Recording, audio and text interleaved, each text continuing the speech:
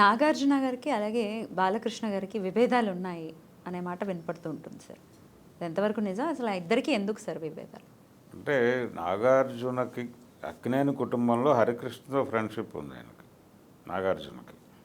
Sorry, NTR ఫ్యామిలీలో హరికృష్ణ గారితో స్నేహం ఉంది నాగార్జునకి, బాలకృష్ణ గారితో లేదు. ఓకే. వాళ్ళిద్దరికి గ్యాప్ ఉంది, మొదటి నుంచి గ్యాప్ ఉంది. అది తర్వాత కూడా కొనసాగింది. హరికృష్ణతో కంఫర్టబుల్గా ఉండేవాడు ఆయన. అట్లాగే నాగేశ్వరరావు గారి మీద కూడా అంత సదభిప్రాయం లేదు బాలకృష్ణ గారికి. సదభిప్రాయం లేదు. బాబాయి అనేవాడు కానీ ఈయన అది కేవలం నోటి పిలుపు వరకే, బయట మాట్లాడేటప్పుడు మాత్రమే గౌరవం ఇచ్చి మాట్లాడేవాడు కానీ ఆయన అక్కినేని నాగేశ్వరరావు గారి మీద ఆయనకు ఒక వ్యతిరేక అభిప్రాయం అయితే ఉంది బాలకృష్ణకి. ఆయన ఎప్పుడూ సాధ్యమైనంత వరకు ఆయన గురించి మాట్లాడే ప్రయత్నం చేయడు. బాబాయి అని ఆప్యాయంగా సభల్లో మాట్లాడేవాడు కానీ ఆయన పట్ల గౌరవం లేదు, ఆయన బేసిక్ గౌరవం లేదు. దేనివల్ల సార్? అంటే ఏమైనా పర్సనల్, అంటే వాళ్ళతో ఒక సినిమా యాక్ట్ చేశాడు ఆయన నాగేశ్వరరావు గారితో. వాళ్ళ బ్యానర్లో కూడా చాణక్య చంద్రగుప్తలో నాగేశ్వరరావు గారు నటించారు రామకృష్ణ స్టూడియోస్లో. అప్పుడు కావచ్చు, లేకపోతే భార్యాభర్తల బంధం అని చెప్పి జగపతి బ్యానర్లో బాలకృష్ణ ఒక సినిమా చేశాడు, అందులో నాగేశ్వరరావు గారు యాక్ట్ చేశారు. తర్వాత గాంధీవం అనే సినిమాలో నాగేశ్వరరావు గారితో యాక్ట్ చేశాడు ఆయన. ఆ టైంలో ఎక్కడో హర్ట్ అయ్యాడు ఆయన. హర్ట్ అయ్యి కొంత వ్యతిరేకంగా ఉంటాడు ఆ ఏరియాలో. నాగార్జునతో కూడా కొనసాగింది అది. అయితే హరికృష్ణతో మంచి ఫ్రెండ్షిప్ ఉండేది నాగార్జునకి. రెండోది, నాగార్జున కంటే కూడా చిన్న వయసు అవుతుంది బాలకృష్ణ. నాగార్జున కంటే కూడా చిన్న వయసు వాడు. చిరంజీవి, నాగార్జున వాళ్ళకంటే చిన్న వయసు బాలకృష్ణది. అది కూడా కారణం కావచ్చు. హరికృష్ణతో బాగుంటాడు ఆయన. చిరంజీవి కూడా హరికృష్ణతో బాగుంటాడు, బాలకృష్ణతో కూడా బాగుంటాడు. అంటే ఆయన దాదాపు అజాత శత్రువు అనిపించుకోవాలనేది ఆయన గొడవ. హరికృష్ణ గారు, చిరంజీవి గారు ఆయన ఎవరితోనైనా బాగానే ఉంటాడు, ఎవరితోనైనా ఇబ్బంది లేకుండా ట్రావెల్ అవుతాడు అవసరం ఉంది అనుకుంటే. లేదు అనుకుంటే ఆ గొడవ వేరు, పక్కన పెట్టేస్తాడు ఆయన. అట్లా అక్కినేని కుటుంబంతో బాలకృష్ణ గారికి ఇబ్బందులు ఉన్నమాట అయితే వాస్తవం. ఆయన ఎక్కడో హర్ట్ అయ్యాడు. అలాగే అక్కినేని నందమూరి ఫ్యామిలీల మధ్య విభేదాలు తొలగిపోయినట్టేనా సార్, లేకపోతే ఇంకా కంటిన్యూ అవుతున్నాయి? లేదు, అంటే ఒక రకంగా ఎన్టీ రామారావు గారికి నాగేశ్వరరావు గారికే విభేదాలు ఉండేవి, సీరియస్ విభేదాలు. అవి ఓపెన్గానే ఉండేవి. సినిమా పరిశ్రమ హైదరాబాద్కు రావటం అనేది ఎన్టీ రామారావు గారికి ఇష్టం లేదు. ఆయన మెడ్రాస్లోనే ఉంటే బాగుండు అనుకునేవాడు. ఆయన మెడ్రాస్లోనే ఉంటే బాగుంటుంది, తక్కువ ఖర్చులో పని అవుతుంది అనేది ఆయన అభిప్రాయం. ఇక్కడ ఇన్ఫ్రాస్ట్రక్చర్ లేకుండా ఇక్కడికి రావటం వలన ఉపయోగం లేదు అనేది ఎన్టీ రామారావు గారు ఫీల్ అయ్యేవాడు. రెండోది, కల్చరల్గా ఆయనకు ఒక అభిప్రాయం ఉండేది, మెడ్రాస్ మందే అనుకునేవాడు ఆయన. మెడ్రాస్ ఆంధ్రాలో కలవాలి అనుకునేవాడు ఆయన.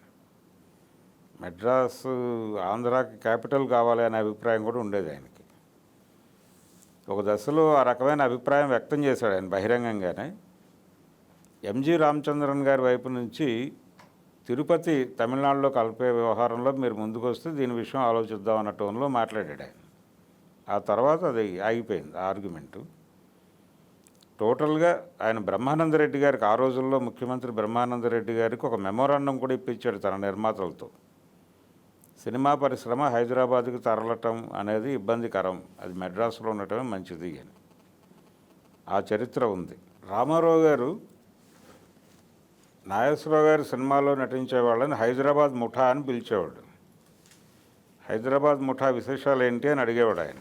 గుమ్మడి లాంటి వాళ్ళని, అంటే తనకి చాలా సన్నిహిత మిత్రుడు గుమ్మడి, జగ్గయ్య గారు ఆయన క్లాస్మేట్. వాళ్ళు నాగేశ్వరరావు గారి సినిమాల్లో యాక్ట్ చేసేవాళ్ళు. వాళ్ళు ఎప్పుడైనా కలిసినప్పుడు మెడ్రాస్లో ఏమిటి హైదరాబాద్ ముఠా విశేషాలు అని అడిగేవాడు ఆయన. అట్లా ఉండేది గొడవ. తర్వాత వాళ్ళు గొడవ పడిన సందర్భం అన్నపూర్ణ స్టూడియోస్ వ్యవహారంలో. స్టూడియో కోసం కేటాయించిన స్థలాన్ని ఆయన ఇతర వ్యాపారాలకు వాడుతున్నాడు నాగేశ్వరరావు గారు అనేది ఒక ఎలిగేషన్ గవర్నమెంట్కి చేరింది. అంటే అన్నపూర్ణ టింబర్ ఎస్టేట్స్ అనే వ్యాపారం కూడా ఇక్కడ నడుస్తుంది అనేది ఒక విమర్శ ఉండేది ఆ రోజుల్లో. దాంతో ఈ ల్యాండ్ గవర్నమెంట్కి సరెండర్ చేయమని ఆయన నోటీసులు ఇచ్చాడు. ఏ ల్యాండ్ అయితే మీరు షూటింగ్లకు కాకుండా ఇతర వ్యాపారాలకు వాడుతున్నారు, 7 acres ముఖ్యంగా, ఈ స్థలాన్ని ప్రభుత్వానికి తిరిగి అప్పచెప్పేయండి అని ఆయన నోటీసులు ఇచ్చాడు సీఎంగా ఉండగా. దాని మీద నాగేశ్వరరావు గారు కోర్టుకు వెళ్ళాడు. ఆ వ్యాపారం వేరే చోటకి తరలించి దీన్ని కూడా షూటింగులకు వాడేవాళ్ళు. ఈ ఈ గొడవ నడిచేది చాలా కాలం పాటు.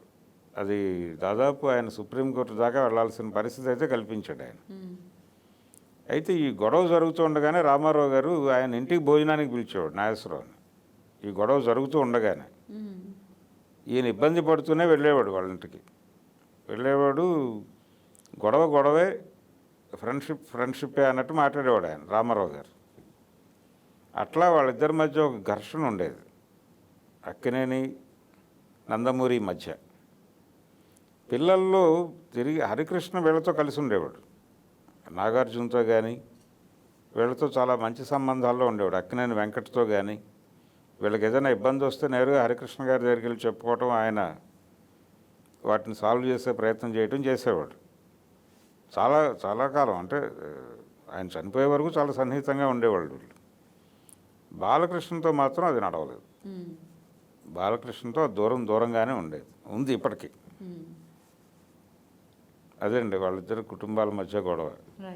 సార్, రాఘవేంద్రరావు గారు జనరల్గా అసలు ఎక్కడ మాట్లాడిన దాఖలాలు ఎక్కడా ఉండవు. ఆయన చాలా మొహమాటస్తులు. సో ఆయన మాట్లాడిన సందర్భం ఏదైనా ఉంది అంటే అది సౌందర్యలహరి మాత్రమే. సౌందర్యలహరి నుంచి మాట్లాడడం మొదలు పెట్టారు ఒక రకంగా. సో అయితే ఆ షోలో చాలా పెద్ద పెద్ద వాళ్ళందరూ వచ్చారు, శ్రీదేవి దగ్గర నుంచి చాలా పెద్ద వాళ్ళందరూ వచ్చారు. అయితే మహేష్ బాబుని కానీ, బన్నీని కానీ, ఎన్టీఆర్ని కానీ ఇన్వైట్ చేస్తే రాలేదు అనే మాట ఒకటి వినిపిస్తూ ఉంటుంది. ఇది నిజమా? అండ్ ఒకవేళ ఇన్వైట్ చేస్తే ఎందుకు రాకపోయి ఉండొచ్చు సార్? అయితే వీళ్ళు ముగ్గురు ఆయనతో విభేదాలు ఉన్నటువంటి వ్యక్తులేం కాదు. రెండోది ఆయన స్థాయి వేరు, ఆయన ఏజ్ వేరు. నిజానికి మహేష్ బాబుని ఆయనే పరిచయం చేశాడు తెరకి. అలాగే జూనియర్ ఎన్టీఆర్ని కూడా ఒక రకంగా ఇంట్రడ్యూస్ చేస్తుంది రాఘవేంద్రరావు గారే. బన్నీని ఇంట్రడ్యూస్ చేస్తుంది కూడా ఆయనే. అయితే అల్లు అరవింద్ గారు వెళ్ళారు ఆ ప్రోగ్రామ్కి. అరవింద్ గారు వెళ్ళారు.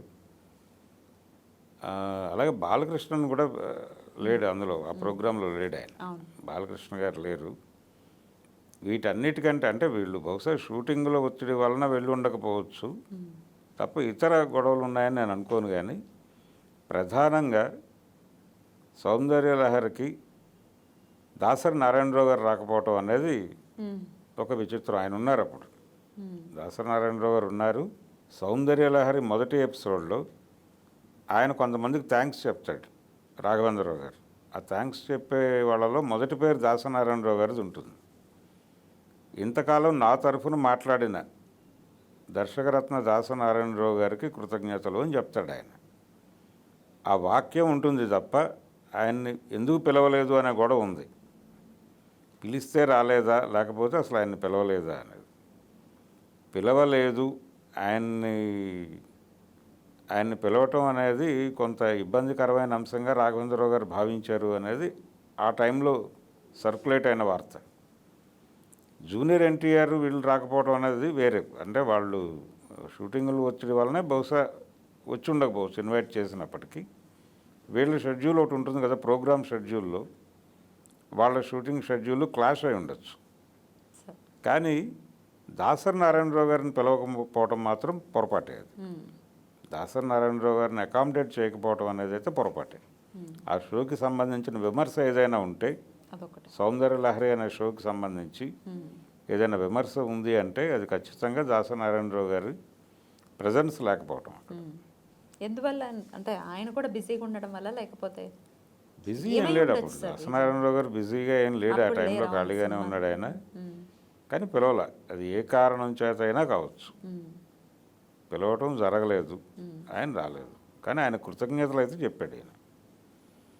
అంటే మేము కృతజ్ఞతలు చెప్తాం తప్ప మిమ్మల్ని స్టేజ్ మీదకి పిలవం అన్న టోన్ కనిపిస్తుంది దాంట్లో. నిజానికి రాఘవేంద్రరావు గారి తండ్రి గారు కేఎస్ ప్రకాశ్రావు గారు కూడా దాసరి నారాయణరావు గారిని చాలా గౌరవించేవాడు. అంటే డైరెక్టర్ గౌరవాన్ని తిరిగి నిలబెట్టినవాడు దాసరి నారాయణరావు అనే అభిప్రాయం ప్రకాశ్రావు గారు చాలా సందర్భాల్లో మాట్లాడాడు. ఈయనకే అభిప్రాయం ఉండేది. రెండోది వాళ్ళిద్దరి మధ్య పోటీ కూడా చాలా ఆరోగ్యకరమైన పోటీయే ఉండేది. ఏ రోజున బహిరంగంగా విమర్శించుకున్న వాళ్ళు కాదు వీళ్ళు. ఓపెన్గా దాసరి మీద కామెంట్స్ చేయలేదు ఆయన ఎప్పుడు. ఈయన కూడా ఆయన మీద ఎప్పుడు కామెంట్స్ చేయలే. వాళ్ళిద్దరూ ఒకే టైంలో కాంటెంపరీ కలిసి ట్రావెల్ చేశారు. అయితే దాసరి నారాయణరావు గారు స్వయం కృషితో ఎదిగిన మనిషి. ఈయనకి ఇండస్ట్రీ బ్యాక్ ఉంది. ఇండస్ట్రీ ఈయనతో ట్రావెల్ అయినటువంటి, అంటే మధుసూదన్ రావు గారి మద్దతు ఉండేది ఆయనకి, రాఘవేంద్రరావు గారికి. కేఎస్ ప్రకాశ్రావు గారు వాళ్ళ తండ్రి మద్దతు ఉండేది, బాపయ్య గారి మద్దతు ఉండేది. ఇట్లా ఒక చాలామంది మద్దతుతో రాఘవేంద్రరావు గారు తన ప్రయాణం నడిపాడు. కానీ ఆయన అట్లా కాదు. ఆయన మొత్తం తన జీవితంలో ఏది చేసుకున్నా తనే చేసుకున్నాడు. ఆయన తనే నిర్మించుకున్నాడు తన జీవితాన్ని. సెల్ఫ్ మేడ్ మ్యాన్ ఆయన. ఈయనకి అలా కాదు. ఈయన చేసే సినిమాలకి ప్రకాశ్రావు గారు, బాపయ్య గారు వచ్చి సెట్లో కూర్చుని డైరెక్ట్ చేసిన సందర్భాలు కూడా ఉన్నాయి. ఓకే. మహాబలుడు అంటే ఎన్టీ రామారావు గారు సెట్లో ఉన్నప్పుడు ప్రకాశ్రావు గారు కూడా బ్యాలెన్స్ చేసేవాడు దాన్ని. అట్లా అంటే అంత మద్దతుతో కెరీర్ నడిపాడు ఈయన. మళ్ళీ ఆ మద్దతు రాజమౌళికి కనిపిస్తుంది. Right. Thank you so much sir. Thank you.